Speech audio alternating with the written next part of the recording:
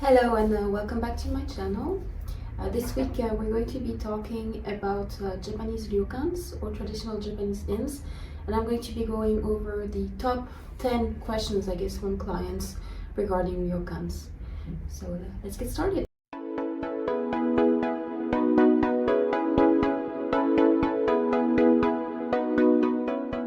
If you're new to this channel, my name is Lawrence. I've been a professional travel agent for the past 10 years.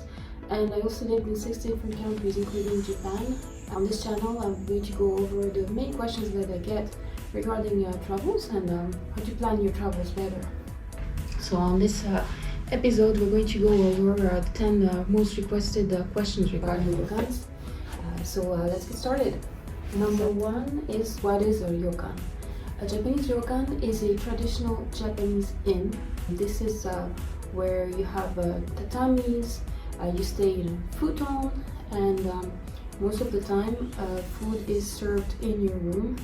It's quite different from a Western hotel in the sense that it's more traditional. Some of the ryokans are very old. Some of them have been in the same generation for many years, sometimes hundreds of years. So these are typically historical buildings, although lately there have been some more modern ryokans developed. Question 2 that we're going to go over is, where do you find ryokans? Ryokans are typically found more in the countryside areas of Japan. You do have them, but very rarely in cities, but mostly in more older type of cities like Kyoto. You find ryokans in Tokyo. That's a question that I get a lot too. You do find them in Tokyo, but they tend to be much more modern. It's the same thing for Kyoto. You do find them in Kyoto. They're much more beautiful in Kyoto than they are in Tokyo. They are, again, very, very pricey.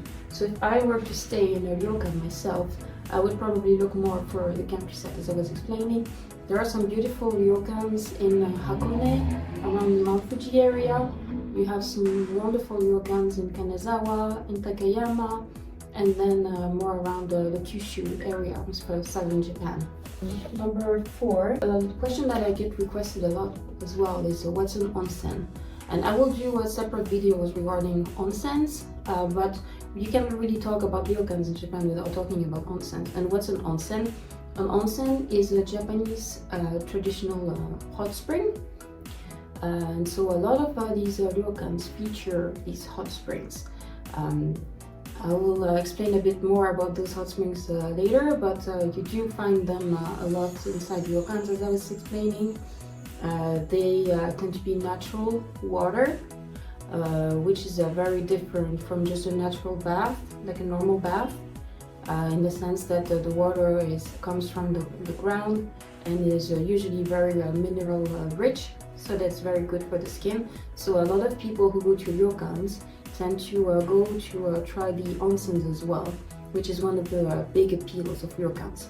Number 5, can you book a ryokan online? So that's also a question that I get a lot. You cannot always book a ryokan online. The most traditional types of ryokans, especially the very high-end ones, tend to work only with travel agents directly, and we have to build a very deep connection. We have to work on it with these ryokans so that they will enable us to book them more easily. These ryokans don't always want to work with foreign clients directly or with booking platforms, because a lot of these ryokans are very small establishments and they only have sometimes less than 20 rooms.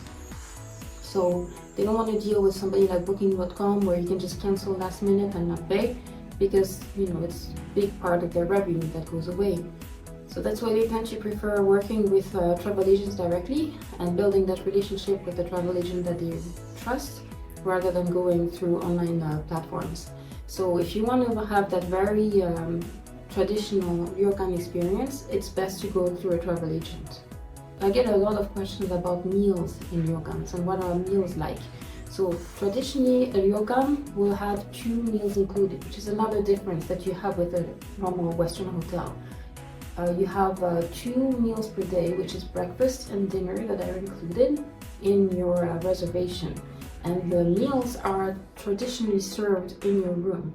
So you would put on a yukata, which is a type of summer light kimono that you use to go to sleep, or like a kind of a Japanese loungewear, if you'd like, that you can wear to go all around the ryokan. And you would use it to go in the bath and get out of the bath, and then you can also wear that to have dinner. And so you would have low table, and then traditionally you would sit on the floor at the table, and then the breakfast and the dinner is called kaiseki style, which means it's a kind of small plates, like a bit of like tapas style, if you like small plates that are served, and you get about small, like 20 different types of small little plates served to you on your table. And then so you get to sample quite a lot. So you get that kind of meal for breakfast and for dinner. So because the quantity is very big, typically you wouldn't need to have lunch. A lot of my clients ask me if you need to book lunch when you have that kind of experience, but I personally wouldn't, because the quantities of food are very big, and so you tend to be very full and you don't really need to have lunch. So maybe what I would do is maybe go have a little snack in during the day. I get a lot of questions about Western amenities in ryokans. While some ryokans do have more Western amenities, it's not very common. So I would say the more modernized, the more recent types of ryokans, the ones that are built more recently, they do offer sometimes chairs and a high table. Some ryokans, you can also have meals in a separate restaurant instead of in your room, where you have normal katori table, high table and chairs, so you can sit on. So people who have knee issues, for example, that's something that you can request to your travel agent and that they can book for you.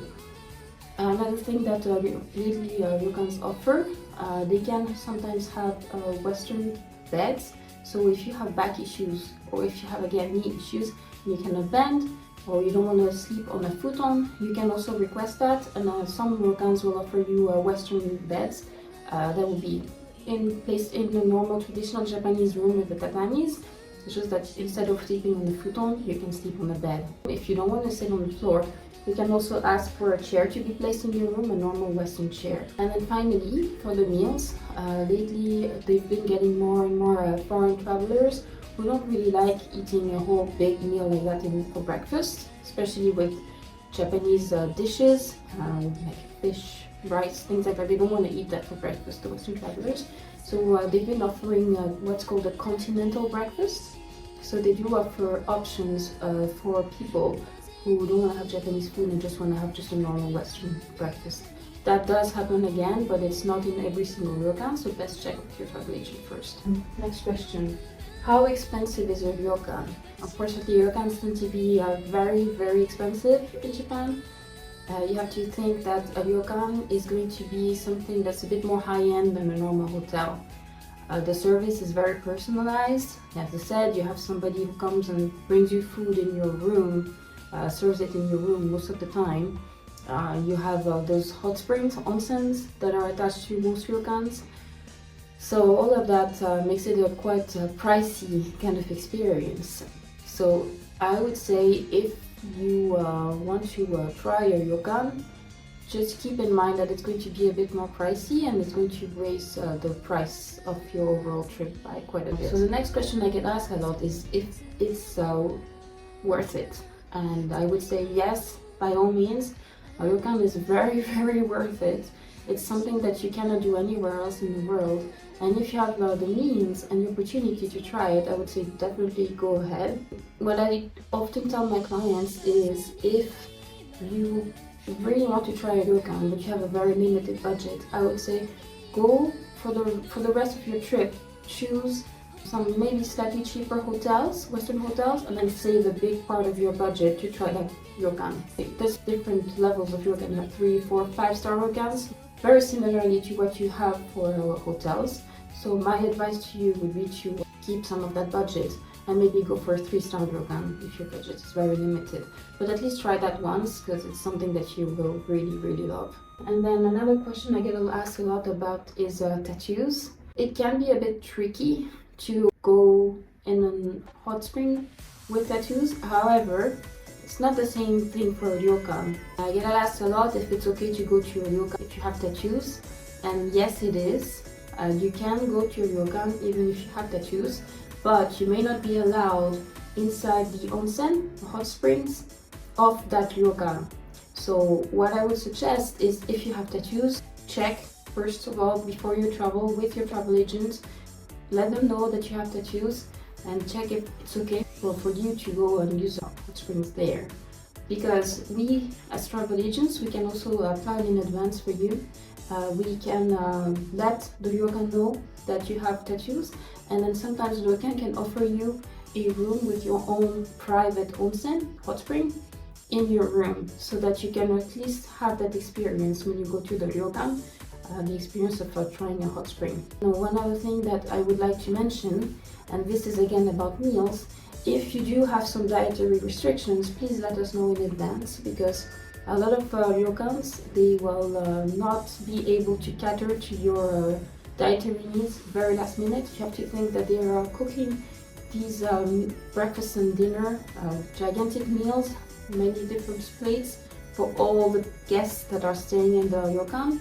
And so if you just tell them last minute that you are gluten intolerant, for example, that you cannot have meat, then it might be a bit difficult for them to cater to your needs. Although I know that they will always try their best, they might not really like to be told last minute, so that's something that's really important to let us know. So those were the top 10 questions that I get asked about Ryokans.